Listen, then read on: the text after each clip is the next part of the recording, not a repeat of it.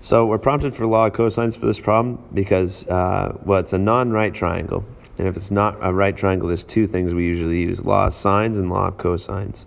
Law of sines can only be used if you have a complete pair, an angle and its corresponding side. So we're missing an angle, missing an angle, missing an angle. So the law of sines is out. That means we got to use law of cosines, which looks like this. And C just needs to correspond. The little c needs to be the side length that corresponds with capital C, whatever angle you're trying to work with. So since we're trying to solve for angle A here, the letters are arbitrary. We want to be able to find out what this is.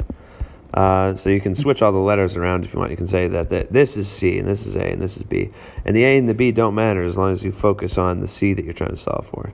So in other words, this formula could be rearranged. This could be A squared equals B squared plus C squared minus 2 times B times C cosine A. So that's essentially what we're doing in this case.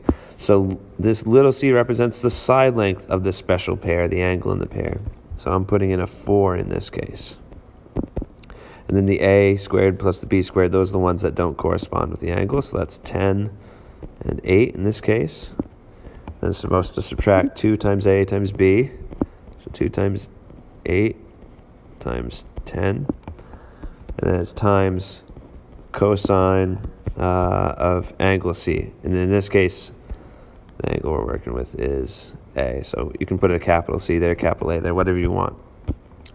But that's the angle we're trying to solve for.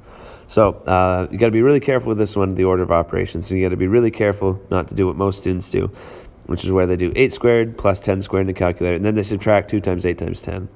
You can't do that because these aren't like terms. This has a cosine A attached to it, and this does not. These two numbers, even if you add them up, they don't have a cosine A.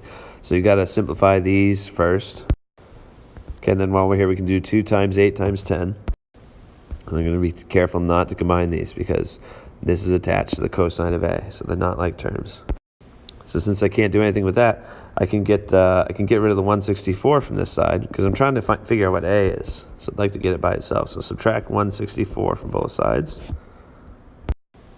And then I'm trying to get cosine A by itself because then I can get A by itself using an inverse cosine. So negative 160 is being multiplied to cosine. I'm going to divide by negative 160. And then the last step, you need to get cosine A by itself. So use cosine to the negative first of both sides, the inverse cosine. And then you just need to calculate for that part. So there we got what A is, about 22.33 degrees for our answer.